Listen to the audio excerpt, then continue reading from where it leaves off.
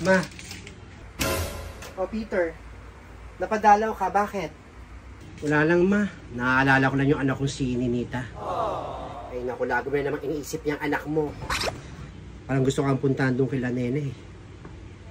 Huwag na huwag ka doon pupunta kila Nena. Alam mo naman si Blandina. Mawala ka lang sa paningin niya. Doon agad kila Nena nagpupunta at nagwawala doon. Hindi ko na alam kung anong gagawin ko para makita ko yung anak ko. Kung gusto mo taga makausap niyang anak mong si Ninita, puntahan mo na lang sa school. Siguro tama nga ho kayo. Sa school ko na lang pupuntahan yung bata. Pag napuntahan mo yung anak mo sa school, kumbinsin mo nang sumama na sa'yo. Sabi mo, ibibigay mo yung mga bagay na gusto niya, para iwan niya na yan si Nena. Wala naman siyang kinabukasan doon sa nanay niya. Diyan sa inyo ni Blandina, may ibibigay niyo pa yung mga pangangailangan ni Ninita. Puntahan mo sa school. Nang sagot, masabi mo yung mga gusto mo sabihin sa anak mo. Naku, gumawa ka ng paraan para makumbinsin mo yung batang sumama sa'yo. Makapunta nga kay Nena. Sige, ma. Punta muna ako dito sa labas. Sige na, at nagayos pa ako ng mga damit dito.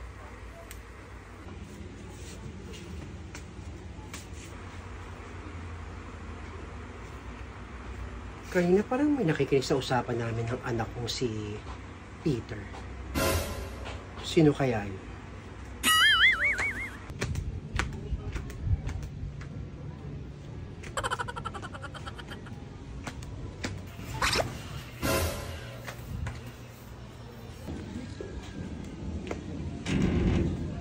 Diyan kaya si Nena?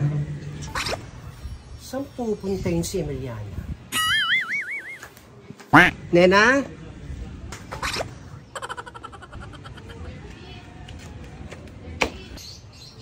Sabi ko na eh.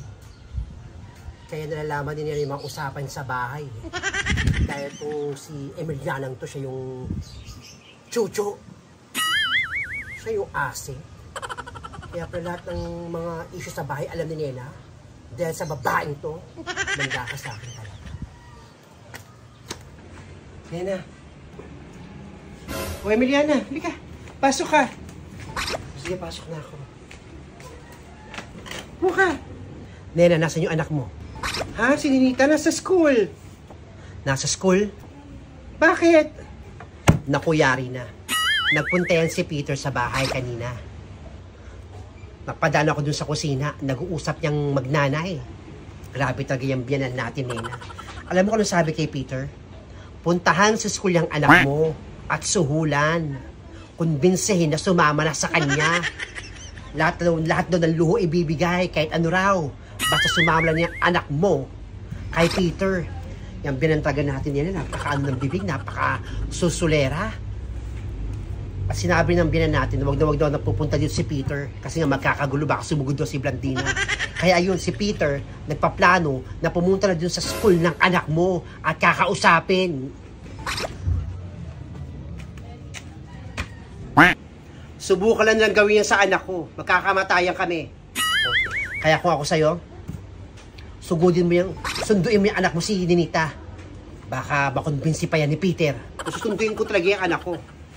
Dahil ayokong, hindi ko hahayaang malaso nila yung isipan at damdamin ng aking anak. Huli ka, Balbon! Mama? Sabi ko na eh, ikaw Emiliana ang pinakasulsul eh. Ikaw ang asset. Kaya lahat ng issue sa bahay nalalaman ni Nena. Ako topic nyo rito eh. Ha? Kami ni Peter, ikaw ang nagpapahatid, ha? Ikaw ang nagpapahatid ng mga balita dito kay Nena. Kaya alam nila yung mga plano namin ni Peter dahil sa'yo, bunganga mo. Wala po akong kinukwento kay Nena. Wag na wag kang makakauwi sa compound, sabi ko sa'yo. May kalalagyan ka sa akin, sabi ko na eh. Ikaw yung nakikinig doon sa kwarto eh, habang nag-uusap kami ni Peter eh. Ramdam ko eh. Sawa ka? Ahas ka? Wala po, ano lang po yung iba yung kwentuhan namin, ma. Pagkatapos ka namin na patirain sa bahay namin, ganyan igaganti mo sa amin? Kakampi ka dyan? Sabi ko sa'yo, wala ka nang uwi ang bahay, sabi ko sa'yo. Sarado na yung bahay namin sa'yo, sabi ko sa'yo. Ilalabas ko yung mga gamit mo. Ha? Tandaan mo yan. Ma! Naku, Nena, dyan ka na muna. Ano mo yung anak mo? O sige, Emiliana, ingat ka. Ma! Teka lang! Naku! Ma! Good luck sa'yo!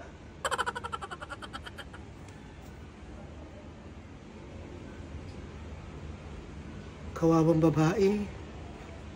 Nabuking ng biyanan namin. Smosa kasi masyado.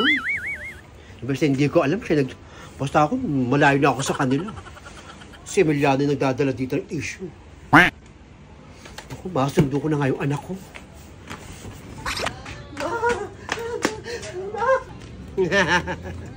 Hoy, Emiliana. Ayan kasing nagagawa ng mga sanga-sanga at ugatang dila. O, di ba? Kapag kwento sa loob ng bahay, sa loob lang ng bahay, hindi ipararating mo pa kung kani-kanino. Ayan ngayon. Ha, mapapalayas ka pa ng biyanan mo. Kasi hindi mo matikom yung bunganga mo eh. Hindi mo matikom yung bibig mo. Hindi mo masara. O ngayon, nagnilas pa yung apoy. Nagpapaaway ka pa. O sino apektado? Ikaw rin. Diba? So kapag may mga kwento, narinig, huwag nang ikwento sa iba na hindi napapahamak. Karama mo yung girl. Ewan ko sa'yo. Wala akong panahon sa'yo. Pobre ko ulo mo eh.